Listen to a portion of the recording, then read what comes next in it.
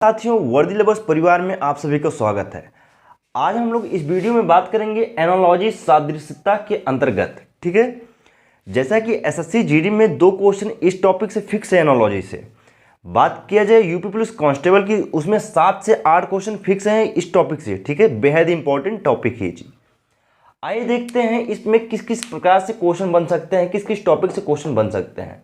मात्रा एवं इकाई, जानवर और उनके बच्चे, नाम और उनके समूह, जानवर एवं उनकी आवाज, और अध्ययन और उनके विषय।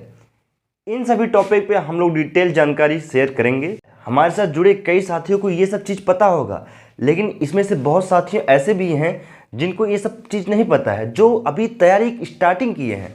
तो मैं आप सबसे अनुरोध करूँगा कि ये सब आप लोग नोट डाउन कर लीजिएगा और उसको याद करते चलिएगा। ठीक है, आइए देखते हैं मात्रा व इकाई, इससे किस प्रकार के क्वेश्चन बनते हैं। जैसे लंबाई का मात्रक क्या है, मीटर। ऊर्जा का मात्रक क्या है, जूल।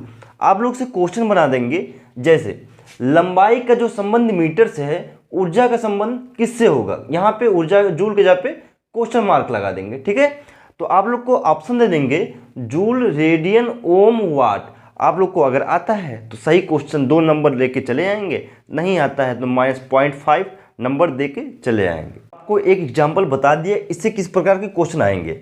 आइए अगला देखते हैं। कोण का मात्रक क्या है, रेडियन। प्रतिरोध का मात्रक क्या है, ओम। शक्ति का मात्रक क्या है, वाट। चुंबकीय क्षेत्र का मात्रक क्या है, टेस्ला। विभव का मात्रक क्या है, वोल्ट। दाब का मात्रक क्या है, पास्कल। आप सभी को ये सब याद होना चाहिए। ठीक है, तभी आप वहाँ पे सेपरेशन कर पाएंगे या कोरिलेट कर पाएंगे कि इसका संबंध अगर इससे ये है तो इसका संबंध इससे क्या होगा। उससे पहले आप लोग को ये सब याद होना चाहिए। ठीक है, अगला जो है जानवर और उनके बच्चे। जैसे इसमें आप लोग से क्वेश्चन इस प्रकार पूछ लेंगे कि तितली का जो संबंध इल्ली से है, वही संबंध काकरोच का किससे होगा। ऑप्शन दे देंगे पिल्ला, निम्फ, चूबा, मेमना। तो आप लोग को अगर पता होगा कि काकरोच के बच्चे को निम्फ बोला जाता है तो आप लोग सही आंसर करके चले आएंगे। आइए देखते हैं, तितली के बच्चे को क्या कहते हैं, इल्ली। कुत्ता के बच्चों को क्या कहते हैं, पिल्ला। काकरोच के बच्चे को क्या कहते हैं, निम्फ। मुर्गी के बच्चे को क्या कहते हैं, चूजा। भेड़ के बच्चों को क्या कहते हैं, मेमना। और कीड़ा के बच्चे को क्या कहते हैं, लार्वा। इसी प्रकार अगला जो है नाम और उसके समूह, ये बहुत ही अच्छा, बहुत इंपॉर्टेंट है। जैसे अंगूर के समूह को क्या कहते हैं, गुच्छा। ठीक है, सैनिक के समूह को क्या कहते हैं, आर्मी। बहुत से सारे लोग को नहीं पता होगा कि सैनिक के समूह को आर्मी कहते हैं। ठीक है, खिलाड़ी के समूह को दल कहते हैं। जैसे कई सारे खिलाड़ी इकट्ठा हैं, उनको क्या बोला जाएगा, दल बोला जाएगा। यात्री के समूह को काफिला कहते हैं। तीर्थ यात्री के समूह को काफिला कहते हैं।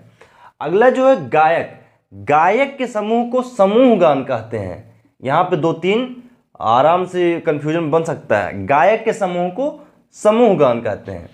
विद्रोही के समूह को भीड़ कहते हैं। मतलब कई सारे विद्रोही खड़े हुए तो उनको भीड़ बोला जाएगा। संगीतकार के समूह को बैंड कहते हैं। संगीतकार के समूह को बैंड कहते हैं। जैसे कई सारे संगीतकार बैठे हुए हैं, उनके समूह को बैंड बोला जाएगा। माल के समूह को गोदाम कहते हैं। जैसे कहीं पे एक इकट्ठा गोदाम बना हुआ है, उसके मतलब ये वहाँ पे कई सारा माल रखा हुआ है, कई सारे माल का समूह रखा हुआ है, उसको गोदाम बोलते हैं। ठीक है, फूल के समूह को गुलदस्ता बोलते हैं। जैसे आप कई सारा फूल तोड़ लिए, उसको इकट्ठा रख लिए, फूल के समूह को गुलदस्ता, उसको गुलदस्ता में कन्वर्ट कर लिए, तो फूल के समूह को गुलदस्ता बोलते हैं। ठीक,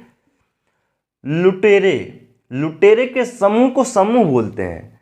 जैसे 8-10 लुटेरा हो गए तो उनके समूह को समूह ही बोलते हैं।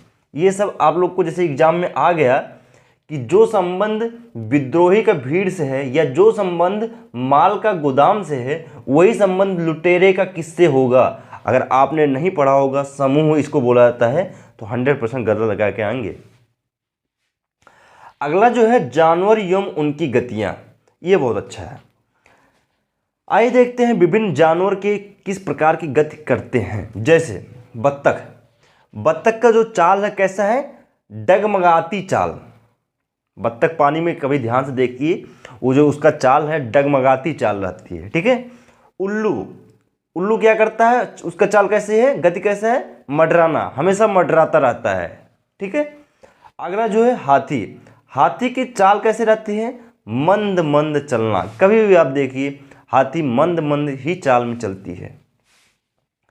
शेर, शेर की गति कैसा होता है, चहल कदमी करना, मतलब एकदम शेर की तरह चलना, चहल कदमी करना, ठीक है।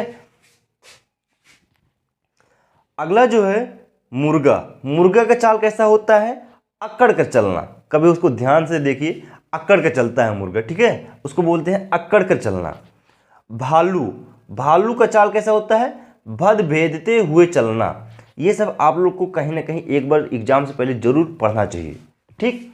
अगला जो है घोड़ा, घोड़ा का चाल कैसा होता है, सर पर दौड़ना, सर पर दौड़ना मतलब टिक टॉक चलता रहता है वो, ठीक। अगला जो है गरुड़, गरुड़ का चाल कैसा होता है, झपट्टा मारना, कहीं से जाके झपट्टा मार लेता है, ठीक है, उसका चाल कैसा है, झपट्टा मारना, अचानक वो चलता रहता है। गधा, गधा का चाल कैसा है, ट्राट। ये आपको याद करना पड़ेगा क्योंकि बेहद इंपॉर्टेंट गधा वाला, गधा ट्राट। मेमना, छोटे कदम रखना, उसकी गति कैसे है, छोटे छोटे कदम से चलते रहते हैं। खरगोश, खरगोश का गति कैसे है, छलांग मारना। जैसे कि खरगोश को आप कभी भी नोटिस करेंगे, उसका जो गति होता है छलांग मारते रहता है, ठीक है, छोटे छोटे छलांग मारते रहता है। अगला जो है जानवर एवं उनकी आवाज़, ठीक। जैसे शेर दहाड़ता है, शेर दहाड़ता है। गधा का आवाज़ कैसे रहता है, ढेंचू ढेंचू की आवाज़। कभी आपने ध्यान से सुना होगा अगर गधा की आवाज़, तो हमेशा ढेंचू ढेंचू करते रहते हैं, ठीक। अगर इस पे एग्जाम्पल की बात किया जाए, किस प्रकार के एग्जाम्पल, किस प्रकार के क्वेश्चन बन जाएंगे, तो जैसे दे देगा शेर का जो संबंध है दहाड़ना से, उसी प्रकार गधा का संबंध किससे होगा।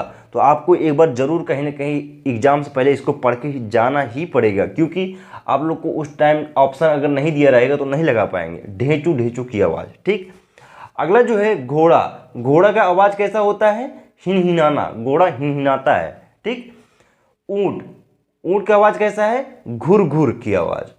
उल्लू, उल्लू की आवाज़ कैसा है, कैसा बोलते रहते हैं उल्लू, फूट फूट, ठीक है। अगला जो है पत्तियां, पत्तियां का आवाज़ कैसे आता है, सरसराना। जैसा कि आप लोगों ने महसूस किया होगा जब खूब तेज़ी से हवा चलता है तो उससे सरसराहट की आवाज़ आती है, तो पत्तियां का आवाज़ कैसे आता है, सरसराना। गीदड़, गीदड़ मतलब गांव देहात में बोलते हैं सियार। गीदड़ का आवाज़ कैसे आता है, हुआ हुआ करना, जैसे शाम होता है हुआ हुआ करने लगते हैं, ठीक है। गौरैया, गौरैया चूं चूं करना, उसकी आवाज़ कैसा होता है, चूं चूं करना। मुर्गी, मुर्गी कैसे बोलती है, कुड़कुड़ाना, कुकड़ुक बोलना स्टार्ट कर देती है सुबह से। सिक्के, सिक्के का आवाज़ कैसे आता है, खनखनाना, खनकना। जैसे आप 5-6 सिक्का ऐसे पटकिए तो उसको खन खन खन खन खन बोलते रहता है, खनकना, ठीक है। वर्षा, वर्षा का आवाज़ कैसे होता है, पटपटाने की आवाज़। बोले तो जब वर्षा होता है तो पट पट पट पट पट होता रहता है, तो उसका आवाज़ कैसा होता है, पटपटाने की आवाज़। आइए देखते हैं अगला, अध्ययन एवं उनके विषय। आप सबको पता होगा ये बहुत ही ज़्यादा इंपॉर्टेंट है, बहुत ही ज़्यादा इंपॉर्टेंट है, ठीक है। अगर आप लोग को ये सभी नहीं याद होगा तो इसको 2-3 बार नोट डाउन कर लीजिएगा और इसको अच्छे से याद कर लीजिएगा, क्योंकि बहुत जगह आप लोग को काम आने वाला है, ठीक है।